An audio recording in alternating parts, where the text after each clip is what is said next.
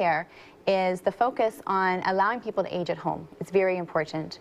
And this is what we see as where our key focus is going forward, is making sure the strategies are in place so that people can stay in their home, and if they need healthcare required, such as doctors to come into the house for a house call, that's there for them. If they need to renovate their home, to allow them to stay in their home Okay, well, let's not go through the whole platform because we have to move on here from time to time. Peter Tabbins, your thoughts on healthcare, and you've heard some of the issues that these two candidates have brought up. What would you bring up as a top priority? When I've gone door to door talking to people, Dale, there are two things that people are concerned about. One is the loss of universal public health care and their fears about that, and slow response times, their difficulty in accessing a family doctor.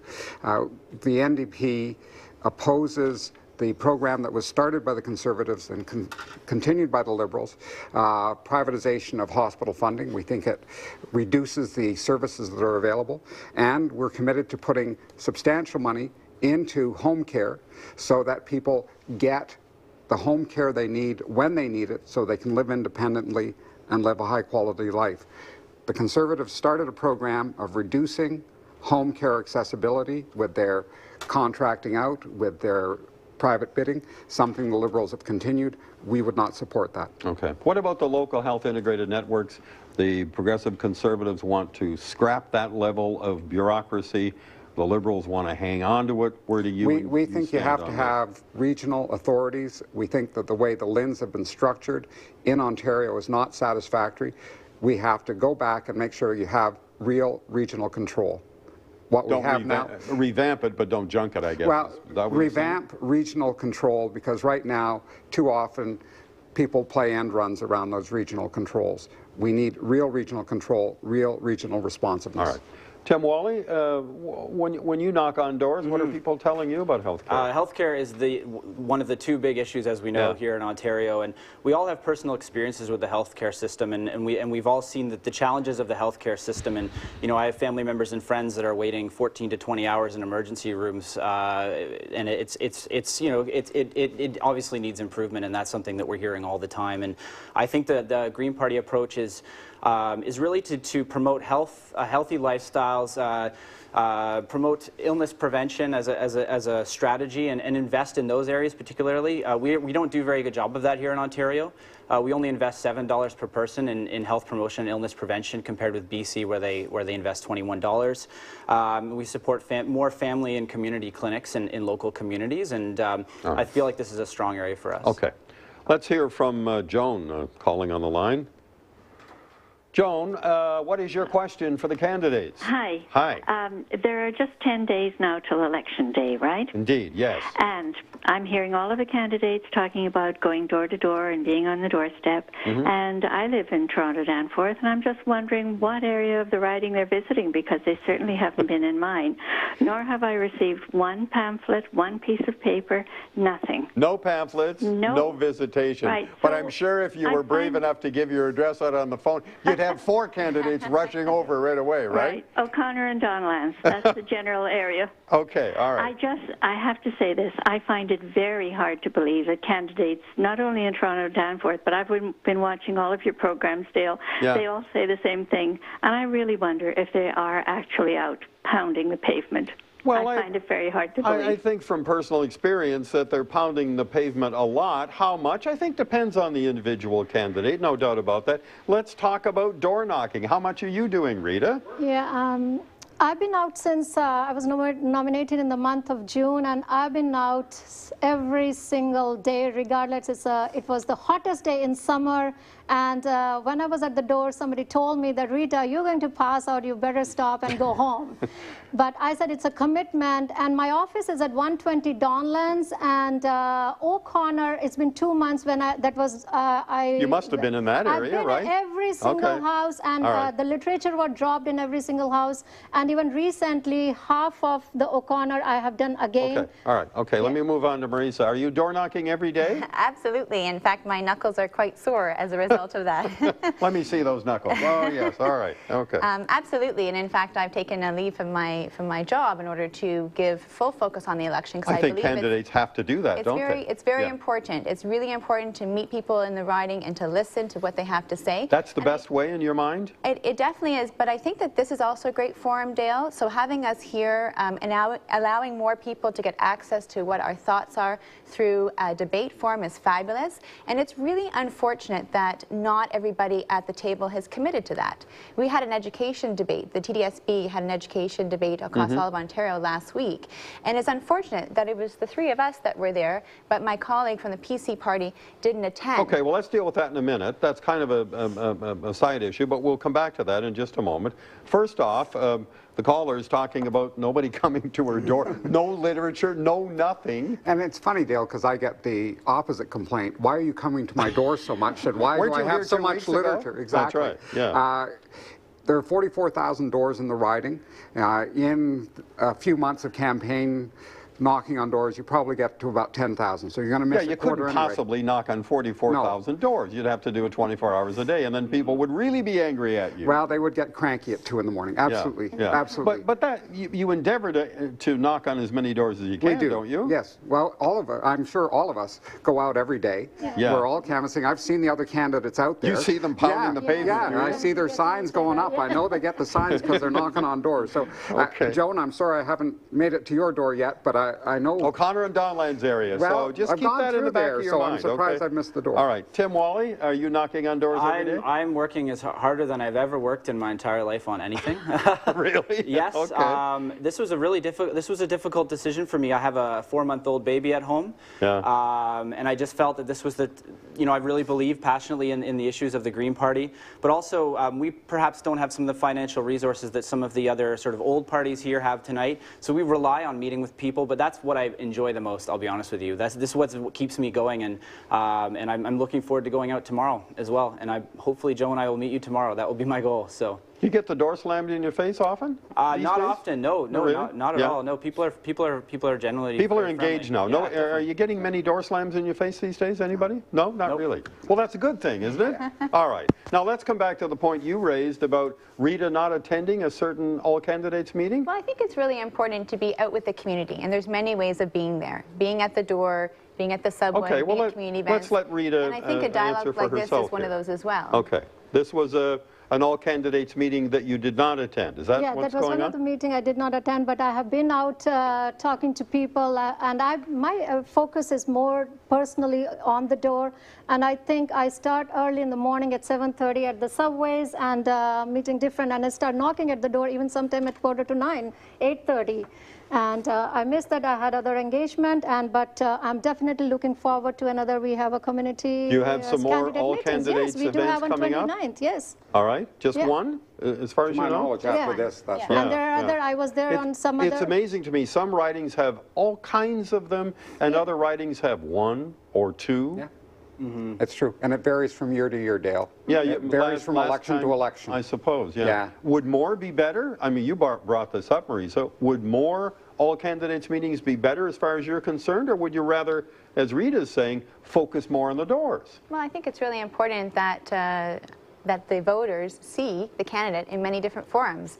They're electing somebody and they want to see how they advocate. Yeah, but that's what I'm going to their doors to personally meet with them and listen to what their concerns are, what their issues are.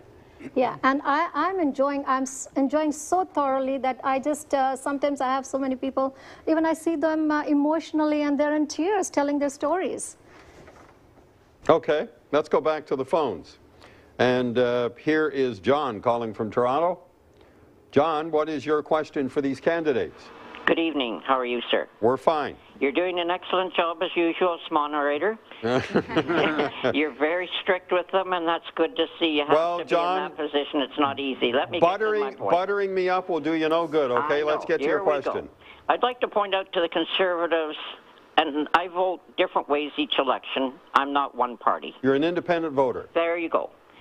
That if you're so concerned about health care, why did a few years ago when you were in charge of the government of Ontario, did you remove the health inspectors, which caused the death of many individuals in a community because water not being treated properly because you removed health inspectors who were to check the water treatment plants across this province. You're talking in particular about Walkerton, I guess, are you? Thank you very much. Number two, the Liberals.